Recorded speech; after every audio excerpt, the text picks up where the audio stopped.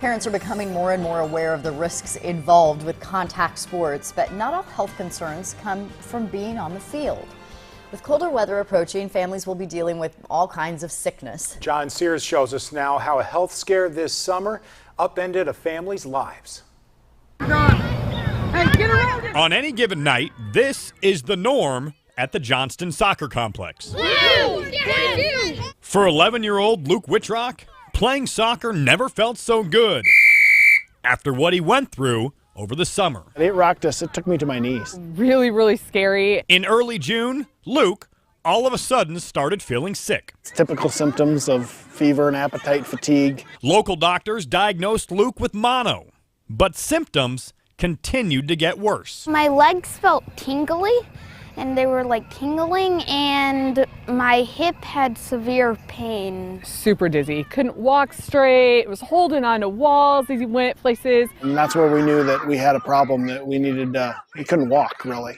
But parental instincts kicked in, and the Wittrocks knew this was not mono. So on June 14th, they jumped into the car and headed to the Mayo Clinic in Minnesota.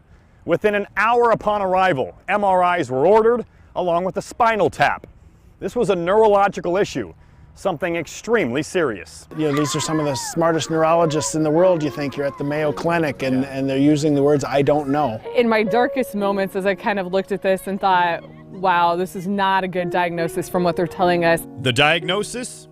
AFM, Acute Flaccid Myelitis, an extremely rare disease infecting less than 1 in a million people. There is no known cure and very few treatment options. The most common outcome for patients? Paralysis. It's the most emotional time of my life, you know. Literally, I was begging God to heal my son. We honestly didn't think he'd move again. I was just really scared and hoping that it would get better. The Wittrocks leaned on their faith. After 3 days of round-the-clock tests and treatment, something happened. You're supposed to handle it. I'll grab you. Steady yourself.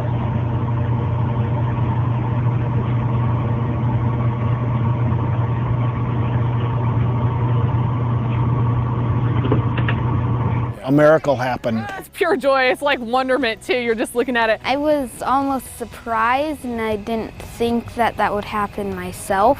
I absolutely believe that God chose to give Luke a miracle, and I know other people don't get them, and we are so incredibly blessed and thankful.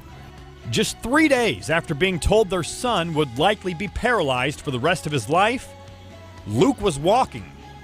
Doctors were baffled. They have no idea why he's recovering like he is, right? But they're excited that he is too, right? Like, they're celebrating with us. They were really surprised, and they were really happy. Yeah. How happy were you? I was really happy. After a few weeks of physical therapy, Luke was back, being a kid, playing the sport he loves. In my heart, you know, God blessed us with a miracle. It puts a lot of things in perspective, and yeah, we've had moments where we'll just sit on the sidelines and be like, wow, like there was a time when we thought we'd never be on a field again. We have a special kid that, you know, in this case beat the odds, and we're very thankful for that. John Sears, Channel 13 Sports. Luke still undergoes IV treatments once a month. He visits Mayo once every 3 months as a precaution. But more importantly, he goes to soccer practice 3 times a week, and he's getting ready for the last tournament of the year next month. Awesome. It's incredible. Yes, it There's is. no It's a words for it. miracle. Absolutely. Miracles happen. It is really amazing. Coincidence.